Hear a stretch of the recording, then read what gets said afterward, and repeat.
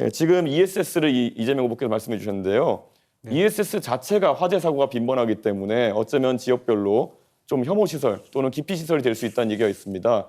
ESS가 기피 시설이 되면 이재명 후보의 아이디어는 어떻게 실현할 수 있을까요? ESS 시설은 기술 발전으로 많이 이제 발전하고 있지 않습니까? 제가 자동차가 전기차를 타고 있는데 기존에 화재가 많이 났어요. 그리고 저장량도 매우 적었습니다. 지금 발전하고 있습니다. 고려해야죠. 네, 시간은 끝났는데 잠시 후에 권영국 후보 주도권 토론이 있으니까 못다한 답변은 그때를 또 활용하시면 되겠습니다. 다음 주도권 토론은 이재명 후보입니다. 네, 저는 이준석 후보식으로 모든 것을 비관적으로 보고 지금 ESS 시스템 배터리에 문제가 있으니까 앞으로 대책이 없다 이렇게 얘기하는데 기술 발전의 속도는 정말로 엄청나게 빠르다 이 말씀을 먼저 하나 드립니다. 그리고 우리가 언젠가는 재생에너지 사회로 전환해야 돼요. 그걸 어떻게 자꾸 부정을 하고 이상한 소리를 하십니까? 그 황모 씨인지는 뭐 제가 알지도 잘 모르겠는데 뭘 하는 사람인지 모르십니까? 잘 모르겠어요.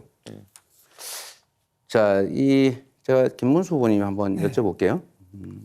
원전 비중을 60%로 하겠다고 하신 것 같아요. 네. 그런데 원전 하나 짓는데 보통 10년에서 15년 정도 걸립니다. 네. 그럼 앞으로 10년, 15년 후에 이제 원전 비중 올리겠다 그 말씀 같아요. 지금 있는 거는 어차피 있는 거잖아요. 아리백이 뭔지도 아실 거예요. 네. 그런데 아리백의 전원, 그러니까 에너지원 중에 원전은 포함 안 되는 거 아시죠? 네. 그러면 원전을 60%씩이나 하면 앞으로 아리백, 그러니까 재생에너지로 생산된 제품만 사겠다는 이런 글로벌 기업들의 수요에 맞춰서 우리 기업들이 거기다가 맞춰서 재생에너지로 생산해야 되는데 그거 어떻게 감당하실 생각이세요? 원전의 비율은 뭐 지금도 원전 중에 쓸 수 있는 건데 아주 제대로 못 쓰고 있는 것도 있기 때문에 이런 것들은 점검해서 다시 그동안 다 수리해 놓은 거 이런 것도 안 쓰고 있는 게 있습니다. 그런 것도 빨리 가동을 시키고 재생에너지 부분 아리백은 사실 불가능한 겁니다. 그 자체는 좋은 구호이기는 하지만 아리백이 될 수 있다. 이거는 상당한 시간이 지나기 전에는 안 되는 것이기 때문에 그걸 당장에 뭐 가능한 것처럼 이렇게 말하는 거는 현실을 모르는 소리라고 생각합니다. 그야말로 우리 김문수 후보님이 현실을 모르시는데요. 그건 우리가 감당할 수 있느냐 없느냐와 아무 관련이 없어요. 네. 이미 글로벌 기업들이 그렇게 정했어요.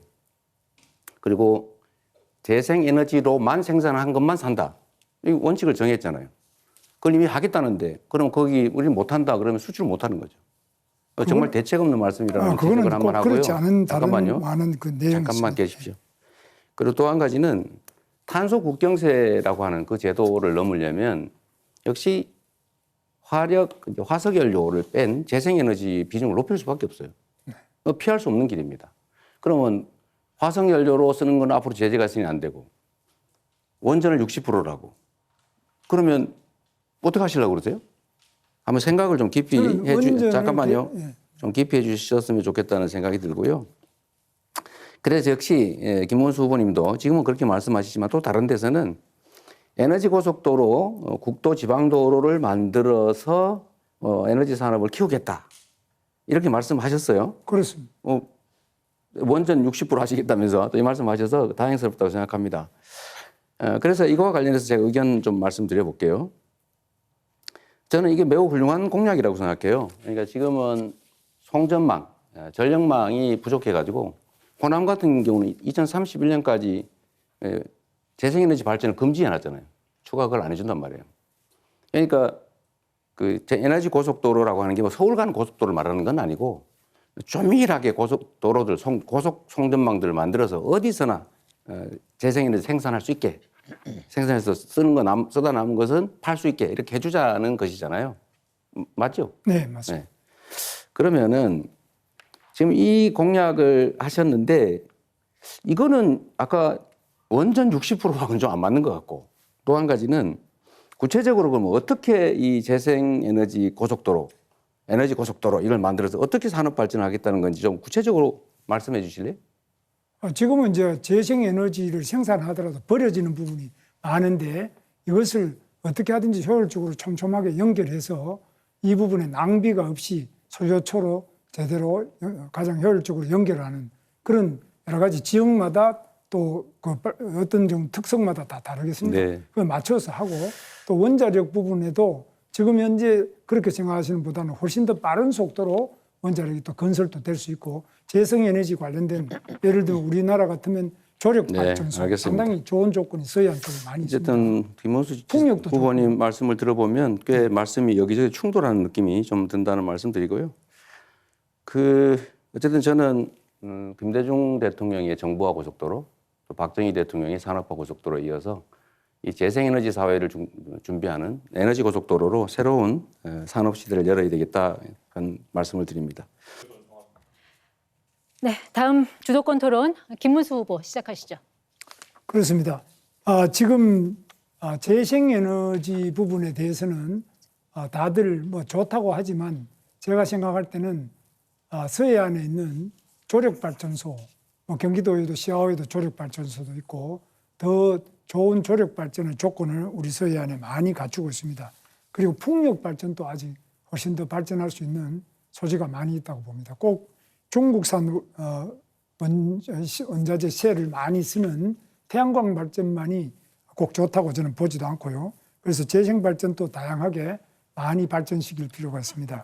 그리고 특히 원자력 발전에 대해서는 이게 지금 기술이 굉장히 빠른 속도로 발전하고 또 우리나라가 세계 최고의 시공 기술을 가지고 있기 때문에 제대로 이 부분에 대해서는 세계적인 선도 국가가 될 것입니다.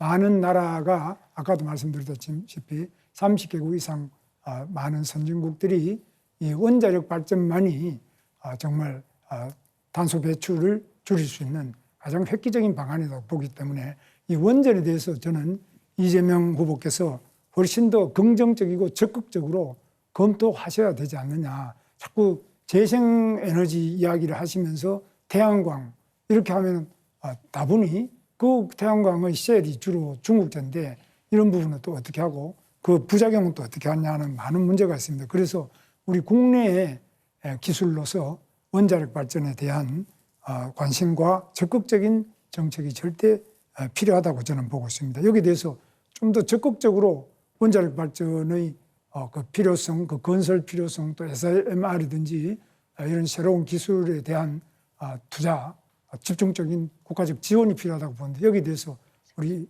이재명 후보께서 좀 대책을 밝혀주시면 좋겠습니다.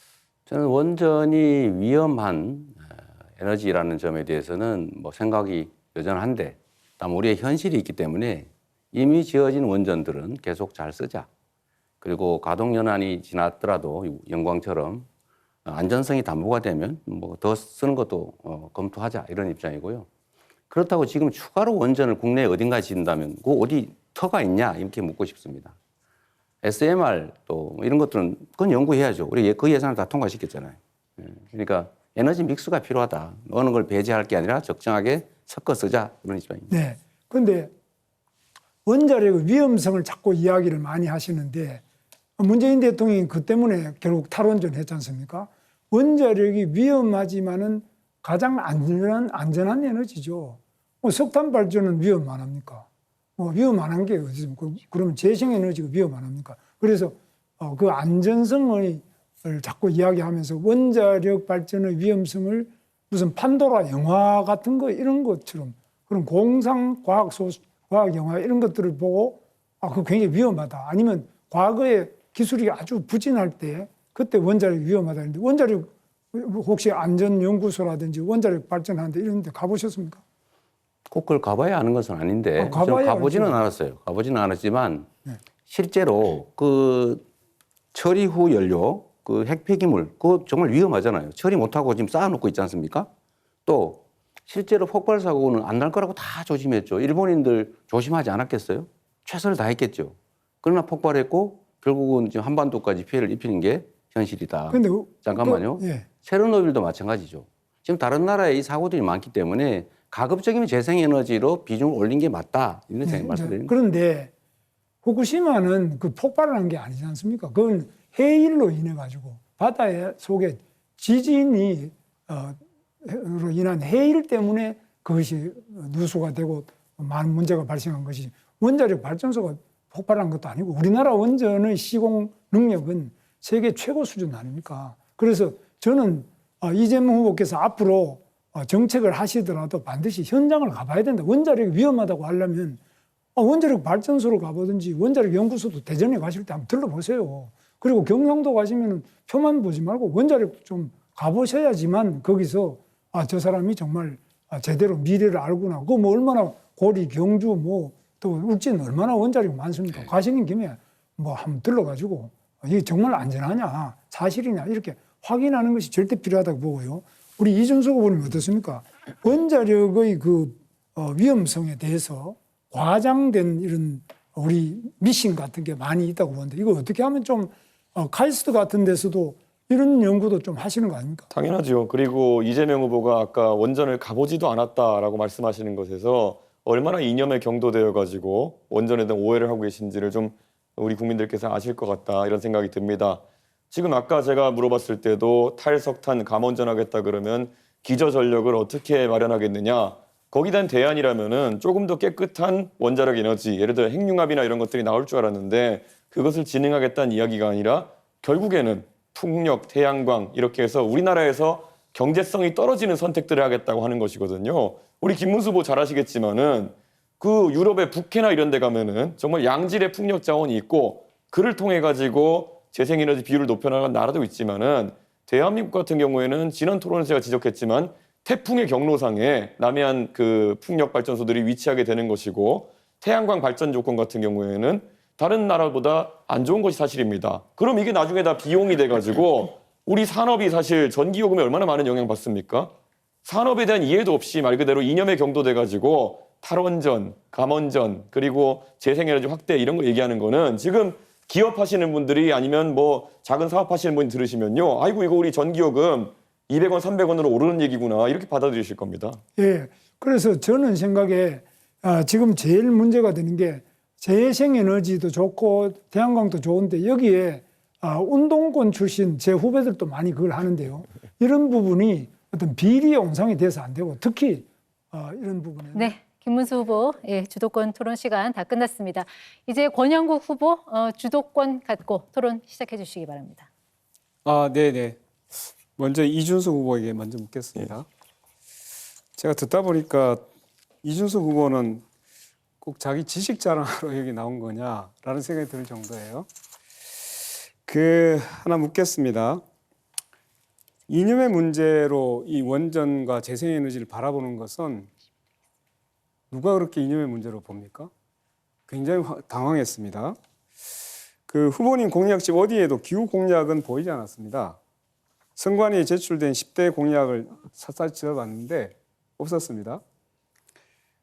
그리고 5월 21일 날 그 시민단체가 재생에너지 관련 이제 질의를 했을 때도 후보님은 답변을 피하고 있는 것으로 보였습니다. 자, 그러면 청년을 대표한다고 하면서 미래 세대가 가장 관심을 갖는 기후 공약을 단 하나도 제시하지 않았다는 건데 이거 어떻게 이해해야 됩니까? 저희는 당 차원에서 총선 때부터 당 공약으로 아리백과 그리고 CF백과 같은 국제적인 기준이 있는 환경 규제에 대해 가지고는 저희가 잘 쫓아갈 수 있도록 하겠다라는 입장을 밝힌 바 있고요. 저는 기후 환경에 대해 가지고 젊은 세대가 가진 방향성이 딱 이것이다라고 우리 권영국 후보님께서 규정하지 않으셨으면 좋겠습니다. 방금 저와 김문수 후보가 나눴던 대화 같은 것들도요. 충분히 젊은 세대의 공감을 사고 있는 경우도 있고 특히 거기에 더해서 원자력 발전에 대한 부분은 이미 지난 문재인 정부의 이념적인 행동 때문에 이념적이라고 판단하는 국민들이 있는 거 아시지 않습니까? 네, 거기까지 듣겠습니다. 예.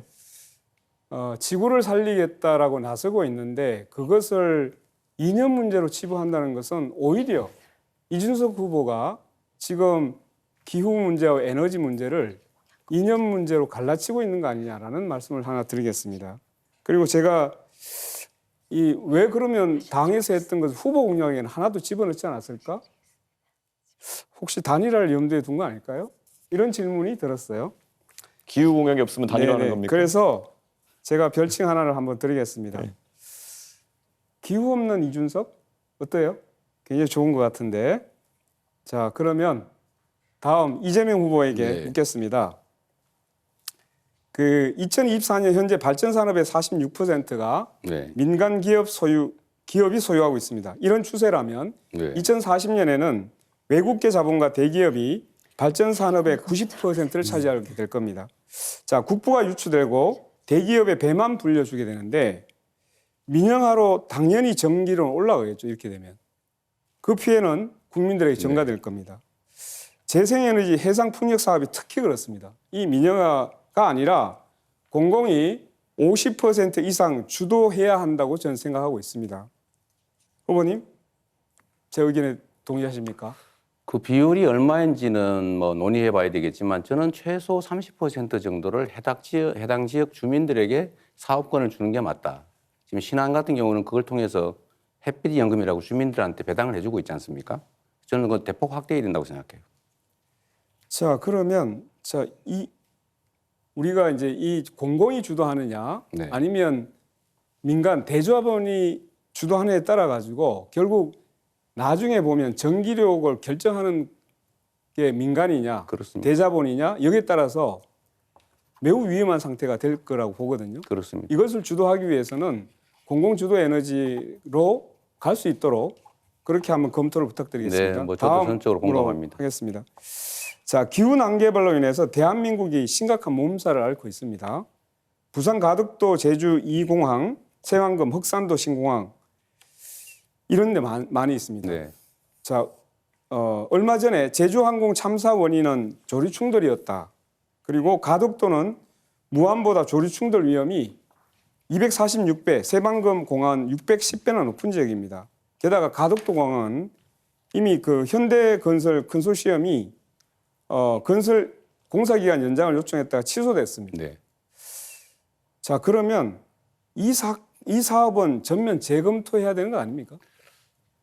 여러 가지 논란들이 있지만 이게 이제 오로지 경제적 요인만으로는 판단할 수가 없고 이 정치적 요인들도 분명히 있거든요.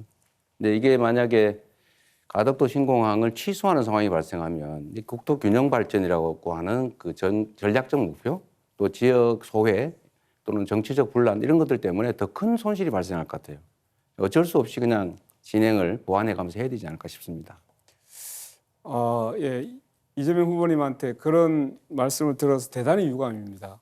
어떻게 공항을 짓는데 네. 그걸 정치적으로 고려해서 밀고 나가야 된다고 생각합니까? 이건 정말 재검토해야 된다고 생각하게 되게 만드네요, 결국은. 네. 자, 그러면 김문수 후보께 마지막으로 물어보겠습니다. 기후 대책은 곧 에너지 정책입니다. 그렇죠? 네. 후보께서는 원자력 발전 비중을 현재 31.7%에서 60%로 2배 확대를 하고 신규 원전 6개나 더 짓고 그다음에 소형 모듈 원전도 상용하겠다 이렇게 했습니다. 그런데 고준위 방사성 폐기물 처리장도 여전히 짓지 못해서 원전 안에 폐기물이 포화가 된 상태입니다. 원전 비중 2배는 올리면 폐기물 2배는 나올 텐데 신규 핵 발전소와 폐기물 처리장은 어느 지역에 건설하시겠습니까? 답변하세요. 그 부분은 이제 여러 가지 공모를 통하고 또 앞으로 원전 폐기의 기술을 높이면서 지역 보상도 높여서 잘 결정할 수 있습니다. 세계적으로 고준위 핵 폐기물 처리장을 만든 곳은 핀란드라는 아주 특이한 나라에 딱 한 군데밖에 없습니다. 화장실 없는 아파트를 계속 짓자는 얘기 아닙니까? 아파트 지어가지고 화장실 없으면 그거 어떻게 처리할 거예요? 정말 이해할 수 없는 이야기를 계속하고 있어서 핵 폐기물은 얼마나 위험한지를 아시지 않습니까? 지금 후쿠시마에서도 로봇으로도 처리 못하는 게 핵 폐기물입니다. 고준위 핵 폐기물. 네, 이렇게 공약 검증 토론까지 모두 끝났습니다.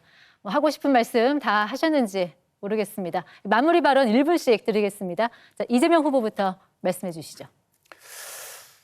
네, 존경하는 국민 여러분, 많이 잘 살펴보셨을 것으로 생각됩니다. 정치는 비난이나 비판만 가지고 할 수 있는 것이 아닙니다. 행정은 있는 길을 잘 가는 것이지만 정치는 없는 길을 만들어야 합니다. 우리 국민들이 겪고 있는 이 현실의 어려움, 그리고 이 나라가 겪고 있는 이 위기를 지금 슬기롭게 잘 극복해야 합니다. 결국은 헌정 질서를 반드시 회복해야 합니다. 헌정 질서를 파괴한 세력들이 다시 돌아오게 할 수는 없습니다. 아무런 대책 없이 비난만 하는 그런 생각으로는 이 거대한 대한민국 호를 제대로 운영하기 어렵습니다. 유능한 선장이 필요합니다. 충직한 일꾼이 필요합니다. 저 이재명은 성남시 경기도 민주당을 이전과 완전히 다르게 바꿨습니다. 똑같은 조건에서 전혀 다른 결론을 만들어냈습니다. 준비된 그리고 유능한 충직한 저 이재명이 새로운 대한민국, 진짜 대한민국을 꼭 만들겠습니다. 네, 다음 김문수 후보 마무리 발언 듣겠습니다. 국민 여러분, 지금 우리는 독재냐 민주냐, 총통제냐 분권형 대통령제냐 이 갈림길에 서 있습니다. 우리나라 대한민국의 민주주의의 위기입니다. 저는 민주화를 위해서 평생을 살아온 사람인데 지금처럼 모든 국민이 함께 위기의식을 공유하는 때는 없었습니다. 지금 민주당은 입법 독재를 넘어서 사법 독재, 삼권 독재로 치닫고 있습니다. 대법원장까지 탄핵하고 청문회하고 또 대법관 숫자를 늘리겠다. 온갖 지금 횡포를 다 부리고 있습니다.